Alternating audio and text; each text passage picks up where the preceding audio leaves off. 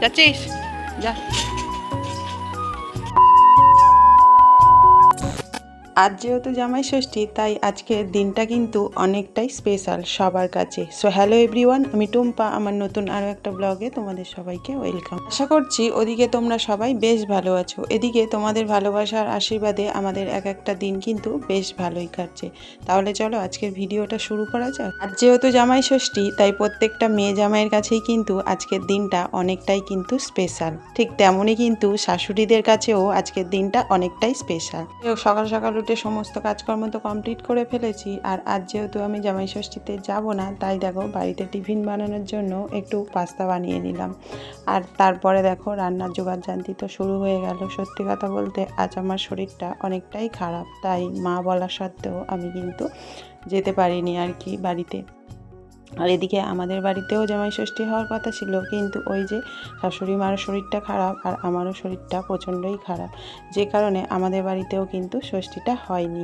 যাই হোক, অন্য একদিন হবে হয়তো। যাই হোক, এদিকে দেখো চিংড়িগুলো তো ফ্রিজে ছিল, তোমরা জানো অনেক দিন আগে থেকেই আনা ছিল, সেগুলোকে একটু বার করে নিলাম। আর এদিকে দেখো আমি হচ্ছে কয়েকটা জামা কাপড় ওই যে কদিন নিমন্ত্রণ ছিল তোমরা তো দেখেছিলে পরে পরে গিয়েছিলাম, সেগুলো একটু রোদ্দুর না লাগিয়ে নিলে না, মানে জামা যেহেতু এখন বিশেষ করে গরমের সময়, মানে একটু রোদ্দুর খাইয়ে নিলে জামা কাপড়গুলো একটু ভালো থাকে। আর ভালো ভালো শাড়ি তো প্রত্যেকটা সময় তো কাচা যায় না, তো যে কারণে আমি প্রত্যেকটা জিনিসই ভালো জিনিস আর কি একটু রোদ খাইয়ে তুলে রাখি। তো ফাইনালি ওগুলো তো রোদ্দুরে দিয়ে দিলাম, আর যে কটা শুকিয়েছিল সে কটাও কিন্তু নিয়ে চলে এলাম নিচে। তারপর কিন্তু এসে দেখো সবজি কাটতেও বসে গিয়েছি। আসলে দেখো শরীর আমাদের ভালো থাক আর না থাক, আমাদের তো রান্নাও করতে হবে আর খাওয়া দাওয়া করতে হবে। যদিও আজ আমার ননদের বাড়ি আমাদেরকে নেমন্তন্ন করেছিল, কিন্তু ওই যে আজ যে জামাই ষষ্ঠী, জামাই আসে শ্বশুর বাড়িতে, কিন্তু শ্বশুর বাড়ির লোক কি জামাই বাড়িতে যায় আজকের দিনে? বিশেষ করে তোমরাই বলো। যাই হোক, ননদকে না বলে দিয়েছি, তবে আমার ছেলে যাবে। যাই হোক, এদিকে দেখো তাড়াতাড়ি করে রান্নাটা তো বসিয়ে দিয়েছি, আর আজকে বানাবো একটু পটল চিংড়ি। আর সত্যি কথা বলতে বাজারে আর যাওয়া হয়নি, ফ্রিজে যে চিংড়ি ছিল আর যা সবজি ছিল সেটা দিয়েই আজকে সেরে নিলাম, কারণ আজকের বাজারে প্রচণ্ড হারে ভিড় হবে, যে কারণে আজ আর বাজারে যাওয়ার রিস্কটা আমি নিইনি। যাই হোক, এদিকে দেখো রান্না তো মোটামুটি কমপ্লিট হয়ে গিয়েছে, মাকে তো ভাতটা দিয়ে দিলাম। আর আজ বেশি কিছু রান্না হয়নি, বটবটি ছিল ফ্রিজে, বটবটি আর আলু ভাজা করেছি, আর এদিকে পটল চিংড়ি করেছি। যেহেতু আমরা তিনজনে খাবো, ছেলে খাবে তার পিসির বাড়ি, তাই অতটাও চাপ নেই আর কি। তো এদিকে দেখো ছেলেকে বললাম ঠাম্মির খাবারটা দিয়ে আসতে, তো দিয়ে আর এদিকে দেখো চলে যাচ্ছে ও পিসির বাড়ি।